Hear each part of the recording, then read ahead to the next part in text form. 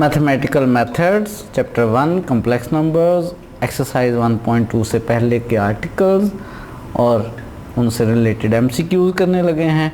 Day मॉवरेज theorem है सबसे पहले। डे मॉवरेज थ्योरम ये कहता है कि अगर आपके पास एक कॉम्प्लेक्स नंबर है cos theta plus iota sine theta और आपने इसकी कोई इंटीग्रल पावर n सॉल्व करनी है, तो बजाय इसके कि आप बायनॉमियल थ्योरम यूज़ करें या कोई और मेथड इस्तेमाल करें, आप बहुत आसानी से सॉल्व कर सकते हैं। ये जो पावर n है, जो कोई सा भी इंटीजर हो सकता है, ये एंगल के साथ मल्टीप्लाई हो जाएगा। क्या हो जाएगा? एंगल के साथ मल्टीप्लाई हो जाएगा। फॉर एग्जांपल, अगर आपने सॉल्व करना हो cos 30 degree plus iota sign 30 degree, इसकी पावर 10 सॉल्व करना हो, तो पावर 10 क्या होगी? एंगल के साथ मल्टीप्लाई हो जाएगी और हमारे पास आ जाएगा cos 300 प्लस आयोटा साइन 300। तो इस तरह से इसको आसानी से हम सॉल्व कर सकते हैं। cos 300 साइन 300 की वैल्यू कैलकुलेट करके पुट की जा सकती है। बायनॉमियल थ्योरम से पावर 10 सॉल्व करते तो लेंथी काम हो जाता, लेकिन ऐसे पावर 10 सॉल्व करना बहुत आसान काम है। इसमें अगर दरमियान में माइनस आ जाए, cos theta minus iota sine theta की पावर n सॉल्व करना हो, तो भी कोई मसला नहीं है।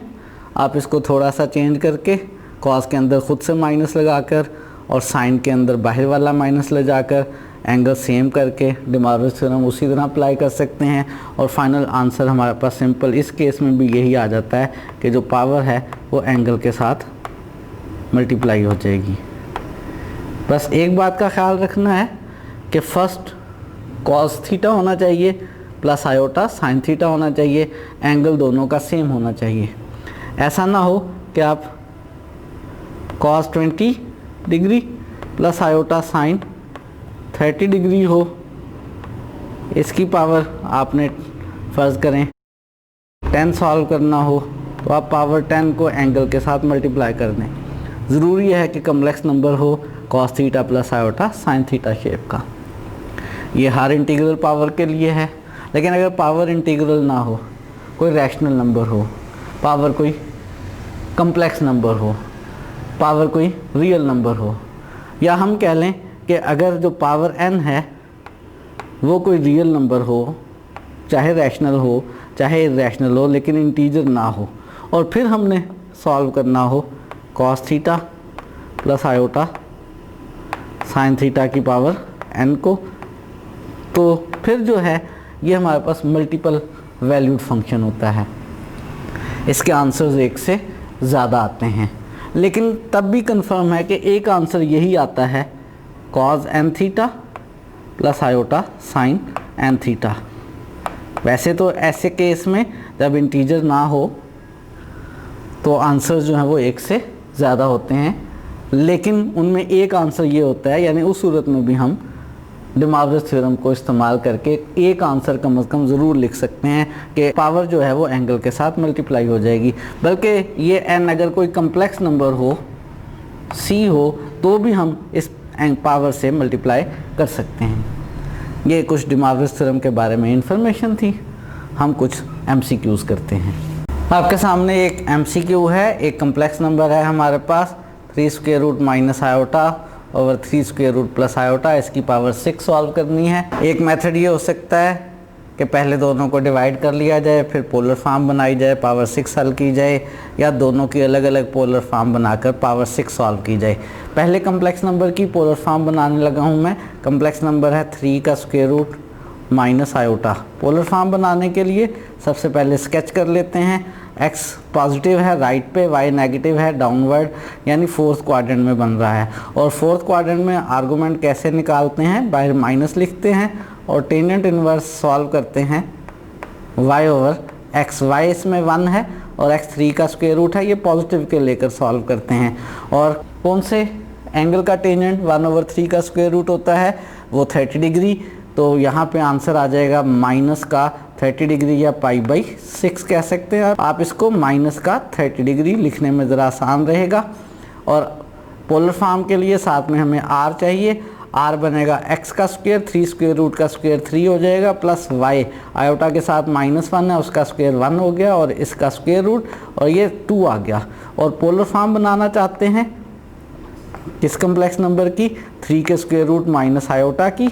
इसके लिए r हमारे पास 2 आ गया और एब्रीवेटेड फॉर्म में लिख रहा हूँ सिज theta cos theta plus iota sine theta, और थीटा आया है मेरे पास माइनस का 30 डिग्री।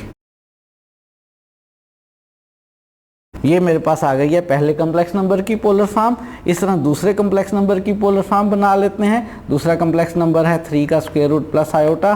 सिर्फ क्या चेंज आएगी कि आर्गूमेंट जो इसका प्रिंसिपल आर्गूमेंट है वो पॉजिटिव आ जाएगा, यानी इसका जो थीटा है वो 30 डिग्री आ जाएगा और इसकी पोलर फॉर्म में r उसी तरह से वही आएगा। इसकी पोलर फॉर्म 3 का स्क्वायर रूट प्लस आयोटा की पोलर फॉर्म हमारे पास बन जाएगी 2 और सिज 30 डिग्री। अब असल क्वेश्चन की तरफ आते हैं। इन दोनों कम्प्लेक्स नंबर्स को हमने डिवाइड करना है। 3 के स्क्वायर रूट माइनस आयोटा की पोलर फॉर्म आ गई है 2 सिज -30 डिग्री और डिनोमिनेटर वाले की आ गई है 2 सिज 30 डिग्री और इस सारे की हमने सॉल्व करनी है पावर 6। 2 कैंसिल हो जाएगा। पावर 6 सॉल्व करने से पहले हम इन दोनों को डिवाइड कर लेते हैं और डिवाइड करते हुए आपको याद होगा ऊपर वाले में से नीचे वाला एंगल माइनस हो जाता है, -30 डिग्री और फिर माइनस नीचे वाला 30 डिग्री हो गया। पहले डिवाइड कर रहा हूँ, पावर 6 लास्ट में सॉल्व कर लेंगे और ये हो गया हमारे पास सिज माइनस का 60 डिग्री और इसकी पावर 6। 60 डिग्री को आप चाहें तो लिख सकते हैं π/3 पावर 6। डिमॉर्गन थ्योरम से जो पावर 6 है वो एंगल के साथ मल्टीप्लाई हो जाएगी और मेरे पास आ जाएगा सिज 6 इंटू -π/3, 3 2 ज़ा 6 और ये आ गया सिज -2π, जिसको हम लिख सकते हैं cos -2π plus iota sine minus का 2π, आयोटा साइन -2π।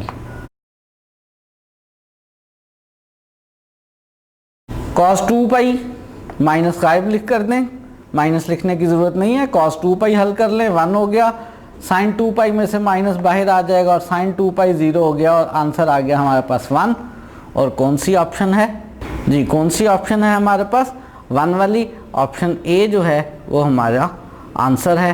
क्वेश्चन हमने सॉल्व कर लिया है, पोलर फॉर्म में बनाकर इसकी पावर 6 को सॉल्व कर लिया है।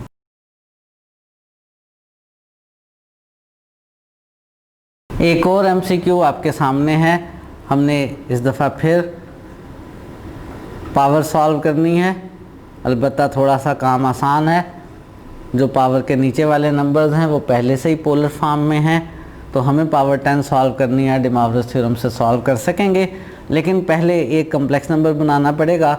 या तो इन्हें पहले डिवाइड करके फिर डिमॉर्गन थ्योरम यूज़ कर लें, या पहले अलग अलग डिमॉर्गन थ्योरम यूज़ कर ले और फिर डिवाइड कर लें। मैं इन्हें पहले डिवाइड करने लगा हूँ और डिवाइड करते हुए आपको याद है क्या होता है, न्यूमरेटर वाले एंगल में से डिनोमिनेटर वाला एंगल माइनस हो जाता है। तो ये बन जाएगा सिज π/5 माइनस π/2। इसमें माइनस करने के लिए एलसीएम ले लें। जब आप इसमें एलसीएम लेकर सिंप्लीफाई करेंगे तो ये आ जाएगा -3π/10 और हमें इसकी पावर कितनी सॉल्व करनी है, पावर 10 सॉल्व करनी है। तो जब आप इसकी पावर 10 सॉल्व करेंगे -3π/10 सिज की पावर 10, तो डिमॉर्गन थ्योरम से पावर जो है वो एंगल के साथ मल्टीप्लाई हो जाएगी और सिज 10 इंटू -3π/10 आ जाएगा, इसमें 10 से कैंसिल हो जाएगा और हमारे पास आ गया सिज माइनस का 3π। इसको सॉल्व कर लेते हैं और चेक कर लेते हैं क्या आंसर है हमारे पास। हम इसको लिख सकते हैं cos -3π प्लस आयोटा साइन -3π। 3π जो है वो यहाँ पर बनता है माइनस का 3 पाई भी यहीं बनता है, माइनस पाई, माइनस 2 पाई, माइनस 3 पाई, और इस जगह पर कॉस की वैल्यू माइनस होती है, तो कॉस माइनस 3 पाई का आंसर -1 प्लस आयोटा, और साइन माइनस 3 पाई का आंसर यहाँ पर 0 हो जाएगा, 0 आ गया, तो आंसर आ गया हमारे पास -1। आप चाहें तो कॉस के एंगल में से माइनस गायब कर सकते हैं कॉस की प्रॉपर्टी यूज़ करते हुए, और साइन के एंगल में से माइनस बाहर लिख सकते हैं और उसके बाद हल कर सकते हैं। लेकिन आप -3 पाई से या 3 पाई से एक ही बात है, 3 पाई और -3 पाई दोनों इस एक्सिस पर बनते हैं, नेगेटिव एक्स एक्सिस पर, और यहाँ कॉस की वैल्यू -1 होती है और साइन की वैल्यू 0 होती है। फाइनल आंसर हमारे पास -1 आ गया। और कौन सी चॉइस है, कौन सी करेक्ट चॉइस है? बी ऑप्शन जो है वो हमारी करेक्ट चॉइस है। नेक्स्ट MCQ में हमें गिवन है x + 1/x, और जो हमें ऑप्शंस दी गई हैं उनमें ऑप्शन ए में x है और बाकी सारी ऑप्शंस में x - 1/x का आंसर है। तो हमें x का आंसर बनाना हो या x - 1/x का आंसर, पहले हमें x की ज़रूरत तो पेश आएगी ही आएगी, यानी हमें यहाँ से पहले x सॉल्व करना है। इसमें x को सॉल्व करने के लिए LCM ले लें, तो आ जाएगा हमारे पास x² + 1 = 2 cos theta. x right पर जाकर मल्टीप्लाई हो जाएगा और x² + 1 इक्वल आ जाएगा हमारे पास 2x cos थीटा के, और 2x cos थीटा को लेफ़्ट पर ले आएँ, x² - 2x cos theta + 1 = 0। Quadratic formula apply करके आप इसमें से x सॉल्व कर सकते हैं। x के दो पॉसिबल आंसर्स आ सकते हैं, एक आ जाएगा cos theta plus iota sine theta, और एक आंसर आ जाएगा हमारे पास x का cos theta minus iota sine theta. ये दो पॉसिबल आंसर्स आ सकते हैं हमारे पास। क्वाड्रेटिक फार्मूले की मदद से आप इसको आसानी के साथ सॉल्व कर सकते हैं। और अगर ऑप्शन ए देखें, ऑप्शन ए को यहीं रिजेक्ट कर सकते हैं, उसमें sine theta plus iota cos theta है, दोनों में से कोई आंसर भी मौजूद नहीं है। और बाकी ऑप्शंस को देखने के लिए अगर मैं पहला वाला x कंसिडर करूं, मैं x ले लूं cos theta plus iota sine theta, और मालूम करूं 1/x, और फिर x में से 1/x को माइनस करूं। x लिया है मैंने cos theta plus iota sine theta, 1/x का मतलब है इसकी पावर -1 सॉल्व करूं। डिमार्विस थ्योरम से पावर -1 एंगल के अंदर मल्टीप्लाई हो जाएगी, cos minus theta plus iota sine minus theta. जो माइनस कॉस का है वो गायब हो जाएगा, 1/x आ जाएगा cos थीटा, और साइन का माइनस बाहर आ जाएगा, माइनस आयोटा साइन थीटा। ये मेरे पास 1/x आ गया। और B, C और D सबके लिए मुझे x और 1/x को माइनस करना है। अगर मैं इन दोनों को माइनस करूं, यानी x - 1/x कैलकुलेट करूं, तो क्या होगा? माइनस करने पर cos कैंसिल हो जाएगा, आयोटा साइन थीटा और ये माइनस का प्लस होकर 2 आयोटा साइन थीटा आ जाएगा। 2 आयोटा साइन थीटा हमारे पास ऑप्शन में मौजूद है। सी ऑप्शन जो है वो हमारी करेक्ट ऑप्शन हो सकती है। एक x और भी है, उससे भी हल करके देख लेते हैं, हो सकता है कोई दूसरी ऑप्शन भी पॉसिबल हो। जब ये जो दूसरा x हम कंसिडर करेंगे, ये माइनस वाला, जब इस x cos theta minus iota sine theta से 1/x बनाएंगे, पावर माइनस लेंगे, वो एंगल के साथ मल्टीप्लाई हो जाएगी, cos का माइनस गायब हो जाएगा और साइन के एंगल में जो माइनस आएगा वो बाहर आ जाएगा और प्लस आयोटा साइन थीटा बन जाएगा। ये मेरे पास 1/x है और ये x है, इन दोनों को मुझे करना है माइनस। अगर मैं x - 1/x करूं तो क्या होगा मेरे पास? फिर cos कैंसिल हो जाएगा और मेरे पास आ सकता है x में से -1/x करके -2 आयोटा साइन थीटा। क्या ये ऑप्शंस में मौजूद है? ये ऑप्शंस में मौजूद नहीं है। तो फिर ऑप्शंस में जो मौजूद है वो ऑप्शन सी है, तो ऑप्शन सी हमारी इस वक्त चॉइस है, ऑप्शन सी करेक्ट है। नेक्स्ट क्वेश्चन में हमें z गिवन है cos theta minus iota sine theta, और उसने हमसे कहा यह है कि z - 1/z की वैल्यू जो है वो आपने मालूम करनी है।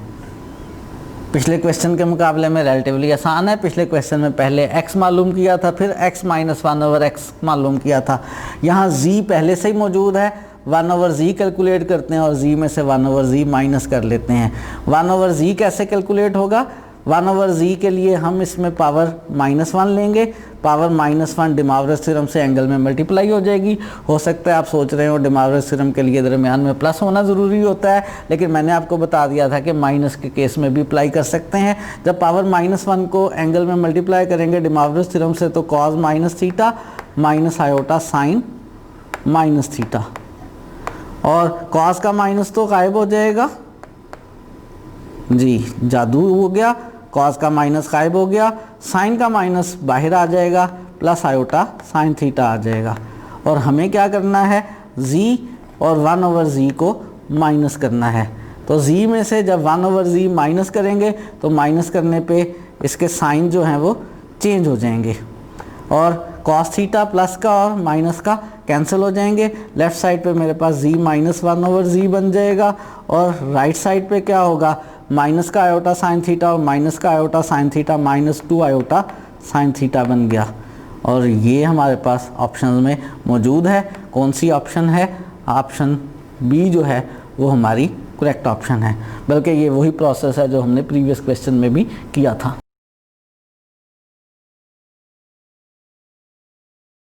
और इस वक्त जो आपके सामने क्वेश्चन है उसमें कहा यह गया है कि n कोई सा इंटीजर है और sine theta plus iota cos theta की पावर n को हमने सॉल्व करना है और बताना है कि किसके इक्वल है।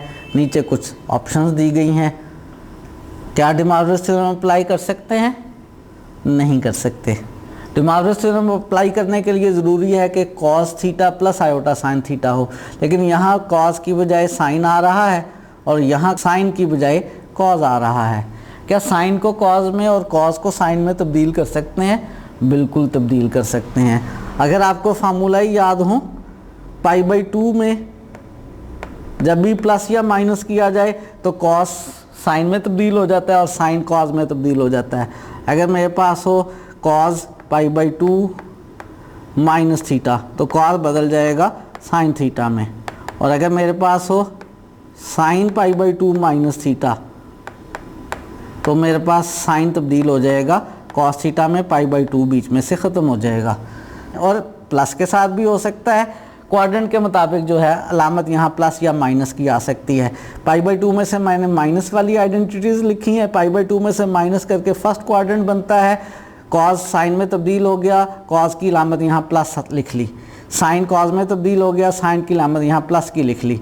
अगर मैं यहाँ माइनस की बजाय प्लस कर लेता, क्या कर लेता, प्लस कर लेता, तो प्लस करने से क्वाड्रेंट बनता मेरे पास सेकंड, और सेकंड क्वाड्रेंट के अंदर जो है कॉस साइन में बदल जाता, कॉस की अलामत माइनस की आती, साइन कॉस में बदल जाता और साइन की अलामत प्लस की आती। तो पॉसिबिलिटीज़ हो सकती थी। मैं सेकंड क्वाड्रेंट में भी जा सकता था, फर्स्ट क्वाड्रेंट में भी जा सकता था, लेकिन मुझे यहाँ कौन से को यूज़ करना होगा, क्योंकि मेरे पास एक्सप्रेशन के अंदर जिसकी पावर हल करनी है उसमें मेरे पास है साइन थीटा और माइनस का साइन थीटा नहीं है। तो मैं इस साइन थीटा को तब्दील कर सकता हूँ किस में, कॉस π/2 माइनस थीटा में। और मेरे पास एक्सप्रेशन के अंदर जिसको सॉल्व करना है कॉस थीटा है, और उस कॉस थीटा को मैं तब्दील कर सकता हूँ साइन π/2 माइनस थीटा में। तो मेरी जो गिवन एक्सप्रेशन है जिसको हम सॉल्व करना चाहते हैं उसका साइन बदल जाएगा कॉस π/2 माइनस थीटा में, और प्लस आयोटा कॉस बदल जाएगा किस में, साइन π/2 माइनस थीटा में। और इसकी पावर सॉल्व करनी है हमने n, और अब डे मॉर्गन थ्योरम से पावर n सॉल्व हो सकती है। पावर n एंगल के साथ मल्टीप्लाई हो जाएगी कि हमारे पास आंसर आ जाएगा cos n π/2 minus theta plus iota sine n π/2 minus theta. और आप देख लें ये कौन सी ऑप्शन है जी, cos n π/2 minus theta plus iota sine n π/2 minus theta. ये हमारे पास ऑप्शन सी जो है वो करेक्ट ऑप्शन है। ऑप्शन सी हमारी इस वक्त सिलेक्शन है। नेक्स्ट MCQ में वो हमसे पूछ रहा है सम nth रूट्स ऑफ यूनिटी, जो तादाद में n होते हैं उन nth रूट्स ऑफ यूनिटी का हमने सम बताना है कि सम कितना है। आपने cube roots of unity solve किए थे 1 ओमेगा और ओमेगा स्क्वायर और उनका सम आया था आपके पास 0। आपने fourth roots of unity solve किए थे 1 -1 आयोटा और माइनस आयोटा, इन चारों का सम भी 0 बनता है। जनरली जब भी nth रूट्स मालूम करें और किसी भी कम्प्लेक्स नंबर के मालूम करें, सिर्फ यूनिटी के ही नहीं, क्या हो nth रूट्स आप मालूम करें कम्प्लेक्स नंबर z के और फिर उन सब को क्या करें, सम करें, तो उन सब का सम हमेशा 0 ही आता है। जो यूनिटी के अलावा भी किसी और भी कम्प्लेक्स नंबर के हों तो भी आंसर 0 आता है, ये बात आपको याद रखनी है। और ऑप्शन बी जो है उसमें सम का आंसर उसने 0 दिया हुआ है। ऑप्शन बी इस वक्त हमारी सिलेक्शन है। मैंने आपको ज़्यादा जनरल बात बता दी है कि nth roots of any complex number z अगर हल किए जाएं और उन nth रूट्स का सम निकाला जाए तो वो सम किसके इक्वल आएगा, 0 के इक्वल आएगा। यहीं पर nth रूट्स ऑफ यूनिटी के प्रोडक्ट्स की भी बात कर लेते हैं। जब हमने क्यूब रूट्स निकाले थे 1 ओमेगा और ओमेगा स्क्वायर, इन तीनों का जो प्रोडक्ट आया था वो 1 आया था। और जो हमने फोर्थ रूट्स निकाले थे यूनिटी के 1 -1 आयोटा और माइनस आयोटा, तो उन सारों का प्रोडक्ट जो है वो हमारे पास -1 आया था। अब अगर किसी भी कम्प्लेक्स नंबर z के nth रूट्स निकाले जाएं और उनका प्रोडक्ट लिया जाए तो उनके प्रोडक्ट का जो फार्मूला होता है वो जनरली क्या होता है, एक तो वो +1 आ सकता है या -1 आ सकता है, वो -1 की पावर n-1 होता है। सिर्फ यही नहीं होता बल्कि साथ में z भी होता है। अगर कम्प्लेक्स नंबर z के हमने nth रूट्स निकाले हैं और उनका प्रोडक्ट मालूम करना चाहते हैं तो क्या फार्मूला है, -1 की पावर n-1 इंटू z। इसी को ज़रा क्यूब रूट्स के ऊपर अप्लाई करके देखें। -1 की पावर क्यूब रूट्स में 3 आएगा, -1 की पावर 3 -1, और यहाँ पे यूनिटी के हल कर रहे हैं तो 1 आएगा। -1 की पावर 3 -1 यानी -1 का स्क्वायर जो 1 बन जाएगा, और यहाँ पे भी 1 बन जाएगा। और फोर्थ रूट्स की दफ़ा -1 की पावर 4 -1 की पावर 3 जो -1 आएगी, और यूनिटी के अगर निकाल रहे होंगे फोर्थ रूट्स तो यहाँ 1 आएगा, माइनस इंटू 1 यानी -1 आ जाएगा। जनरल फार्मूला मैंने आपको बता दिया है। आप किसी भी कम्प्लेक्स नंबर z लें, उसके nth रूट्स मालूम करें, उन सारे nth रूट्स का प्रोडक्ट लें तो वो -1 की पावर n-1 इंटू z आएगा। और हमारा नेक्स्ट क्वेश्चन जो है वो प्रोडक्ट से ही रिलेटेड है, product of nth roots of unity. nth roots of unity का प्रोडक्ट z की जगह यहाँ 1 लिख लें तो वो -1 की पावर n-1 होगा, यानी ऑप्शन सी जो है वो हमारी सिलेक्शन होगी। नेक्स्ट MCQ में cos x plus iota sign x over cos x minus iota sine x, इसकी पावर 4 को सॉल्व करना है। इसमें 2 काम करने हैं, डिवाइड भी करना है और पावर 4 भी सॉल्व करना है। अब आपकी चॉइस है, पहले डिवाइड कर लें या पहले पावर 4 सॉल्व कर लें। अगर डिवाइड करना हो तो याद करें क्या होता है, मैं पहले डिवाइड करने लगा हूँ। डिवाइड करें तो क्या होता है, ऊपर वाले एंगल में से नीचे वाला एंगल माइनस हो जाता है, तो माइनस कर लेते हैं। ऊपर वाले एंगल x में से माइनस कर लिया नीचे वाले एंगल x को।